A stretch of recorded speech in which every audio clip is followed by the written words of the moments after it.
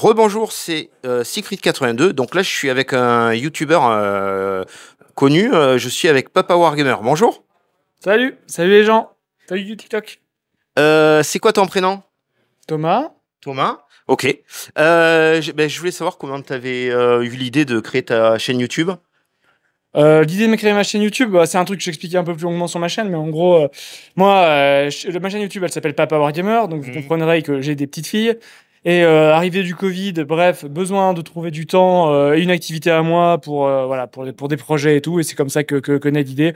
En plus, pendant le Covid, du coup confinement, tout ça, après on avait du temps, donc ça c'est tout ça c'est bien goupillé. Mais c'est une aventure qui est un peu entre parenthèses, puisque comme j'explique, pareil, c'est une aventure qui a duré 3 ans. Là, ça fait 2 ans que je continue à produire, mais vraiment sur un rythme beaucoup plus lent, puisque mes filles ont grandi en fait. Et comme tous les parents savent, quand les enfants ils arrivent à un certain âge, bah voilà, on a plus, on a plus de temps à passer avec eux. Ouais, mais t'es comme moi, t'as un boulot à côté, quoi. Ah oui, j'ai toujours eu un boulot à côté. Non, Voilà, ça a jamais été une activité professionnelle. Ouais. Mais ce que je veux dire, c'est que là, avant, j'avais un rythme de publication sur ma chaîne Ouais. qui était de 1 par semaine, que j'ai tenu pendant 2 ou 3 ans à peu près. Et là, il y a 1 an ou 2 ans, je dirais plutôt, où j'ai dit que je mettais un peu les holà et je sors une vidéo en gros de temps en temps quand j'ai le temps et que ça me fait plaisir. Parce qu'il faut concilier ça avec la vie de famille. Ouais, et puis il faut garder le plaisir parce que si on se force tout le temps, c'est un peu chiant.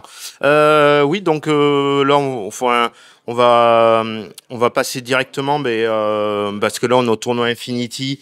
Rappelle-moi le tournoi parce que j'avais marqué. Alors, avant, c'était le tournoi du Beaujolais, parce que c'est un tournoi qui se passait dans le Beaujolais. Cette année, il se trouve qu'il déménage pas très loin, dans le Dauphiné, et donc on est au tournoi du Dauphiné, qui n'a pas d'autre nom que tournoi du Dauphiné, première édition, du coup.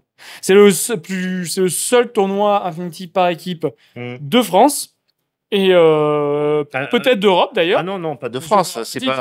Par équipe, c'est le seul tournoi de France par équipe. Par équipe, peut-être. Tous les ans. Par équipe, ouais, Voilà. peut-être, ouais. Tu peux nous parler de ton armée d'Infinity? Avec l'armée avec laquelle je suis venu à ce tournoi-là? Ouais. Oui, je suis venu en Ariadnais. Ariana, c'est un peu ma faction du moment, ma faction de cœur. En gros, le fluff, c'est que c'est les descendants des Européens, russo-américains, partis dans l'espace, qui ont été perdus et tout, et puis retrouvés par la suite.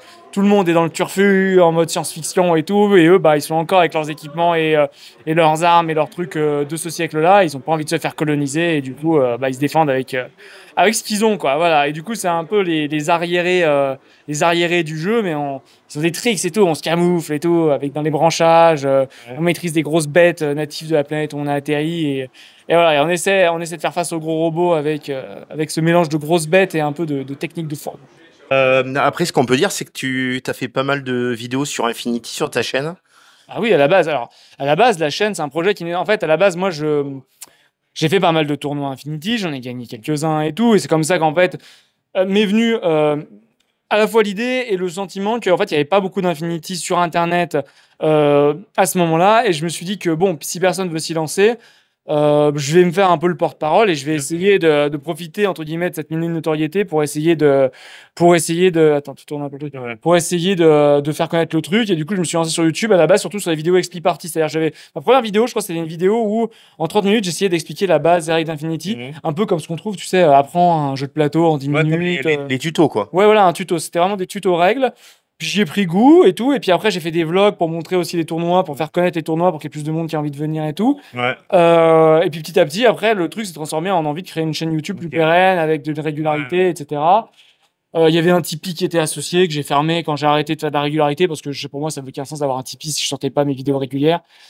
Et puis voilà, quoi. Et puis, c'est comme ça qu'en m'est venue l'envie, et surtout, oui, donc Infinity était au cœur du projet au début. Puis après, ça s'est élargi à plein d'autres jeux, parce que je me suis dit que, en fait, comme moi, je joue à plein d'autres jeux, j'avais envie de partager là-dessus aussi. Alors, je vais pas rester trop longtemps, mais sur TikTok, je veux dire, en fait, t'as quand même l'avantage de faire quand même je veux dire, pas l'avantage, mais ce qui est bien sur ta chaîne, c'est que toi, tu parles de beaucoup de jeux différents par rapport à d'autres chaînes qui vont se contenter de jouer à 2, 3, 4 jeux. Toi, tu fais quand même beaucoup de jeux différents, et même des jeux, moi, que je connaissais pas, il y avait voilà, t'es quand même assez varié. En fait, le projet, quand je passe de quelques vidéos tuto Infinity à projet, on va faire une chaîne YouTube avec des sorties régulières, 1 fois par semaine et tout.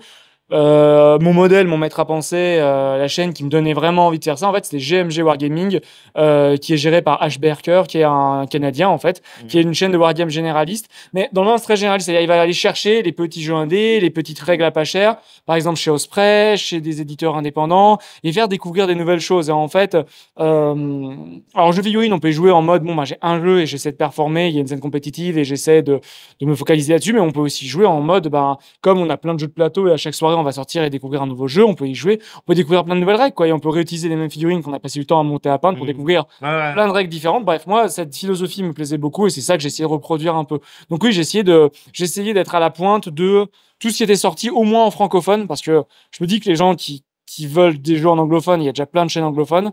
Du coup, moi, c'était sur le francophone, tout ce qui sortait en francophone, j'essayais de le faire passer pour le présenter, quoi. Voilà, c'était un peu l'idée. Ok. Bon, déjà, bravo pour ta chaîne et puis merci beaucoup pour cette interview. Ciao. À plus. Ciao les gens.